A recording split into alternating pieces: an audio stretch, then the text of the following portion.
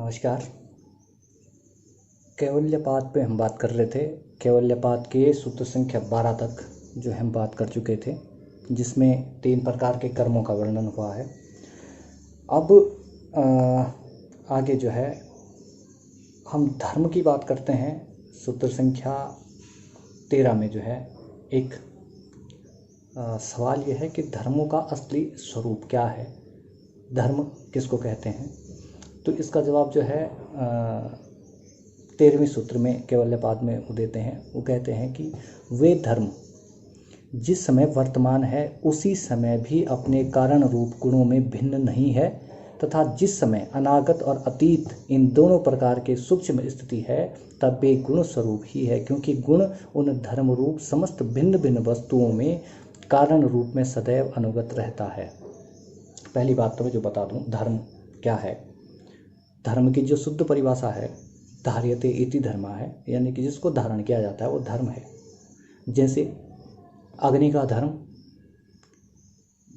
ज्वलन करना है, पानी का धर्म शिथिलता है, और इसी प्रकार के अनेक प्रकार के जो वस्तुएं हैं उनका अपना एक निजी धर्म है, चाहे वो व्यक्त स्वरूप में हो चाहे अव्यक्त स्वरूप में हो।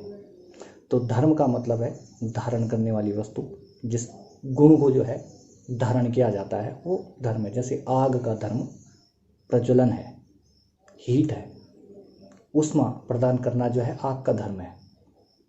तो इसमें हमें 2 चीज़ समझना है, धर्म और धर्मी। यानी कि जो प्रज्वलन है आग की, अगर हम बात करें तो आग क्या है, धर्मी है, जबकि उससे निकलने वाली जो ऊष्मा है वो क्या है, उसका धर्म है। धर्मी यानी ग्रहण करने वाला, और गुण जिसको उसने ग्रहण किया है वो धर्म है।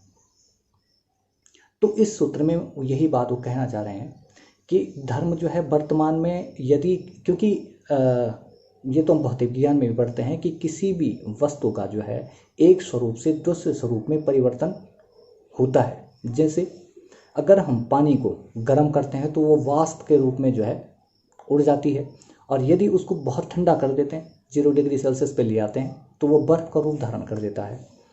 यानी कि अवस्था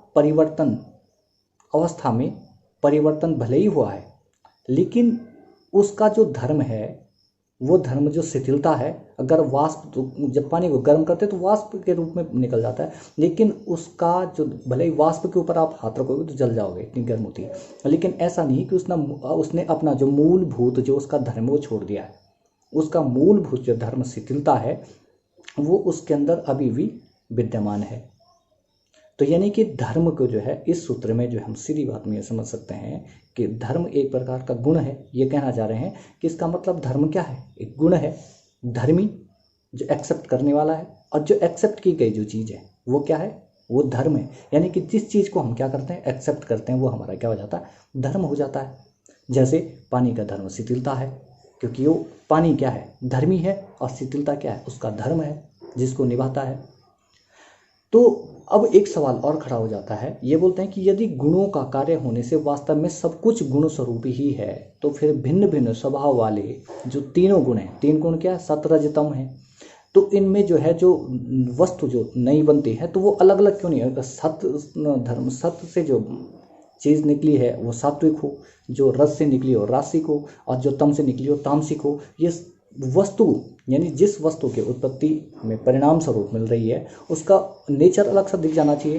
तो ऐसा क्यों नहीं होता है, इसका जवाब जो है सूत्र संख्या 14 में देते हैं। ये बोलते हैं भिन्न स्वभाव वाले गुणों का जब एक परिणाम होता है, सब मिलजुल कर जब किसी एक वस्तु के रूप में परिणित होते हैं, तब वैसा होने से कोई विरोध नहीं होता है। भिन्न भिन्न वस्तुओं के परिणाम से एक वस्तु प्रकट होना प्रत्यक्ष देखने भी आता है। ये कहते हैं कि अगर प्रत्येक वस्तु एक स्पेशल गुण को लेके, एक स्पेसिफिक क्वालिटी को लेके उत्पन्न हो जाती है तो उसमें विरोधाभास उत्पन्न हो जाता है। अगर एक व्यक्ति पूर्ण तरीके से जो है तामसिक हो गया और दूसरा जो है पूर्ण तरीके से सात्विक हो गया, तो उससे जो है एक विरोध की उत्पत्ति होती है। इसलिए प्रत्येक व्यक्ति में जो है तीनों गुणों का समावेश होता है, और जिस एटमॉस्फेयर पे, जिस वासना के आधार पर जो है उसका एक गुण जो है क्या हो जाता है, प्रत्यक्ष दिखता है, और बाकी जो है दब जाते हैं। ऐसा इसलिए होता है ताकि विरोधाभास उत्पन्न ना हो। तो इसी में जो है ये एक एग्जाम्पल देते हैं कि अलग अलग गुण जो हैं वो एक वस्तु में विद्यमान हो सकते हैं, लेकिन उसका जो मूल धर्म है, वो जो मूल धर्म है वो जिंदा रहता है। जैसे ये बोलते हैं कि सूर्य की किरणों से और पानी के शिथिलता से, इन दोनों का जो परिणाम है वो एक पौधे के रूप में उत्पन्न होता है। पानी से और सनलाइट से दोनों मिलकर जो है फोटोसिंथेसिस, प्रकाश संश्लेषण की क्रिया करके जो है पौधे को प्रस्फुटित करते हैं और उसको उसके गुणों में जो है विद्यमान करते हैं या स्थापित करते हैं। लेकिन इसमें भी हमें जो है ये नहीं भूलना चाहिए कि सूर्य से निकलने वाला जो प्रकाश है उसका जो मूलभूत जो धर्म है वो क्या है? ऊर्जा है। उसका मूलभूत धर्म जो है ऊर्जा की उत्पत्ति करना ही है, चाहे वो किसी प्लांट में दिया जाए या किसी जीव में दिया जाए या किसी जीवित और अजीवित किसी भी वस्तु में दिया जाए, तो उसका जो मूलभूत जो धर्म है वो हमेशा प्रकाश देना ही है। उसी प्रकार पानी का जो धर्म है, पानी का धर्म है, चाहे वो मनुष्य में दिया जाए, चाहे वो जीव में दिया जाए, अजीवित में दिया जाए या जीवित में दिया जाए, उसका सदैव धर्म जो है वो शिथिलता प्रदान करना ही है। तो इसी प्रकार जो है महर्षि पतंजलि इसमें यही कहते हैं कि प्रत्येक वस्तु का अपना एक धर्म है जिसको वो धारण किए हुए है। और जब अलग अलग चीज़ों के, अलग अलग धर्मों की चीज़ें आपस में मिलकर एक नई चीज़ का निर्माण करती हैं, नई चीज़ का को प्रस्फुटित करते हैं, तो उस समय भी वो अपने मूलभूत जो स्वरूप है उसको नहीं छोड़ता है, चाहे वो व्यक्त रूप में हो चाहे अव्यक्त रूप में हो। जब पौधे में फोटोसिंथेसिस की प्रक्रिया होती है तो उस समय भी जो लाइट है, जो सूर्य की किरणें हैं, वो प्रकाश को नहीं छोड़ती हैं और पानी अपनी शिथिलता को नहीं छोड़ता है। इसलिए जो है इसमें धर्म का जो मूल व्याख्या निकल कर सामने आती है वो यही है कि किसी भी वस्तु के द्वारा जो धारण किया गया गुण है वो ही धर्म है, और जो वस्तु है वो खुद में क्या है? धर्मी है। तो ये धर्म की बात जो है महर्षि पतंजलि ने करी है। इसके बाद जो है इसका खंडन किस रूप में किया जाता है, स्वतः ही उसका खंडन करते हैं। इसकी चर्चा हम अगले लेक्चर में करेंगे।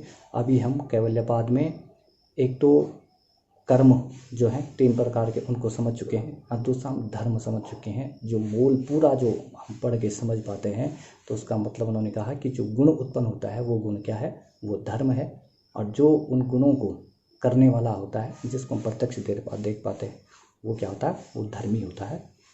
ये इस टॉपिक का मेन उद्देश्य था। Thank you.